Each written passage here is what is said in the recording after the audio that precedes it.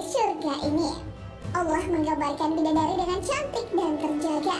Hal ini sesuai firman-Nya. Bidadari-bidadari yang jelita, putih, bersih dipingit dalam rumah. Al-Quran Surah Ar-Rahman ayat 72. Lalu, seberapa cantikkah penggambaran bidadari itu? Mengapa bidadari bisa digambarkan secantik itu? Ini dia ulasannya, tonton terus videonya hingga akhir. Tapi sebelum lanjut, jangan lupa klik subscribe, like, dan lonceng notifikasi untuk mendukung channel ini agar terus menyiarkan syiar Islam.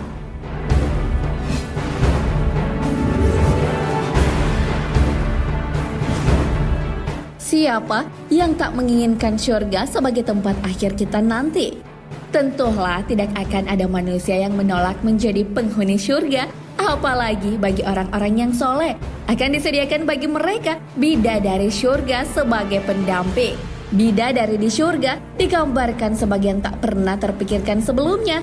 Dari Abu Hurairah radhiyallahu anhu mengatakan bahwa Rasulullah Shallallahu alaihi wasallam bersabda, Allah Azza wa Jalla berfirman, Aku siapkan bagi hamba-hambaku yang soleh sesuatu yang tak pernah dilihat oleh mata, tak pernah didengar oleh telinga, dan tak pernah terlintas oleh pikiran.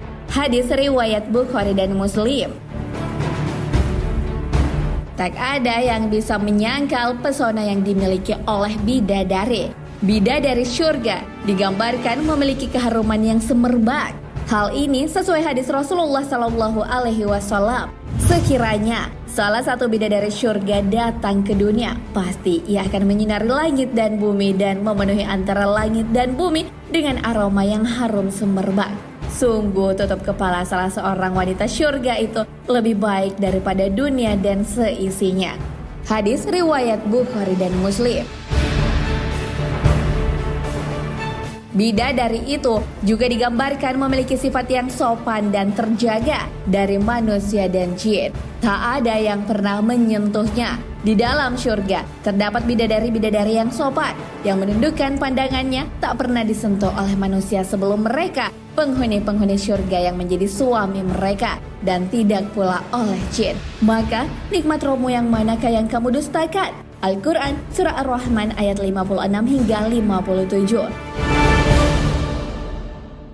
Bidadari-bidadari ini hanya diperuntukkan bagi suaminya, jelita dan putih bersih. Allah Ta'ala berfirman, seakan-akan bidadari itu permata yakut dan marjan. Al-Quran Surah Ar-Rahman ayat 58. Al-Hasan dan mayoritas ahli tafsir lainnya mengatakan bahwa yang dimaksudkan adalah bidadari-bidadari surga itu sebening yakut dan seputih marjan. Masya Allah, begitu sempurna ciptaan Allah. Kesempurnaan bidadari digambarkan mampu menyinari langit dan bumi. Dari Said bin Jubair, dari Ibnu Abbas radhiyallahu anhu, dia berkata, saya pernah mendengar Ibnu Abbas berkata, sekiranya bidadari surga mengeluarkan telapak tangannya di bumi, maka akan membuat penduduk dunia kagum karena saking bagus dan indahnya.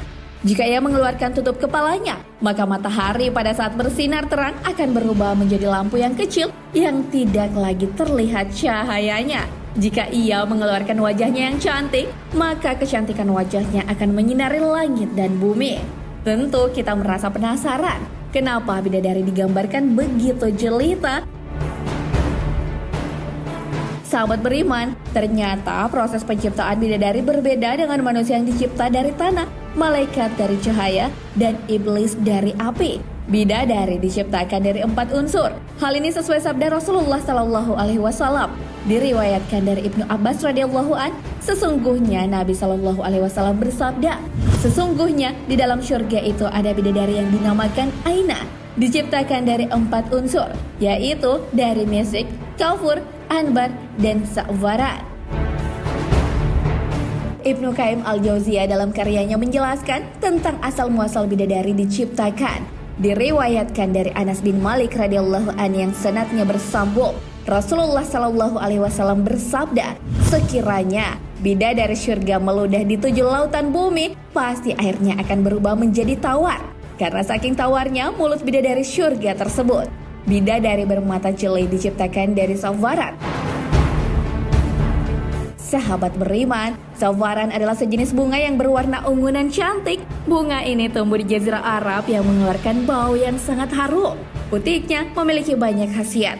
Karenanya bunga ini dijuluki bunga termahal di dunia.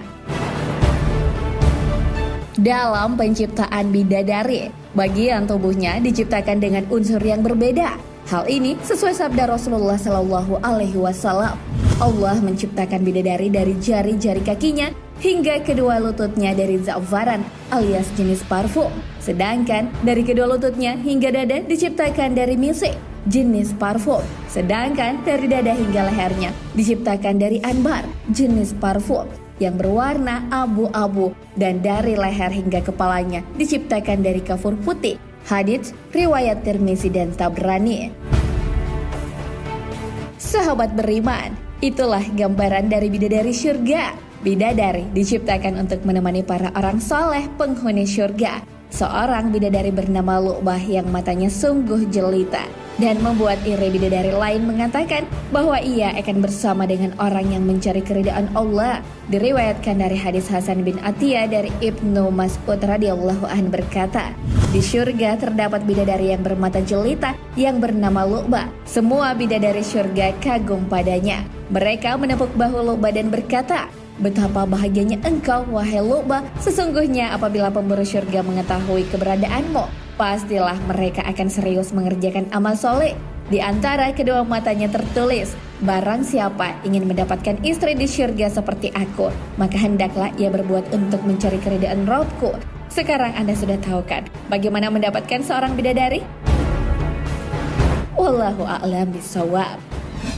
Sahabat beriman, jangan lupa berbagi informasi dengan share video ini karena sebaik-baik manusia adalah yang paling bermanfaat bagi manusia. Wassalamualaikum warahmatullahi wabarakatuh.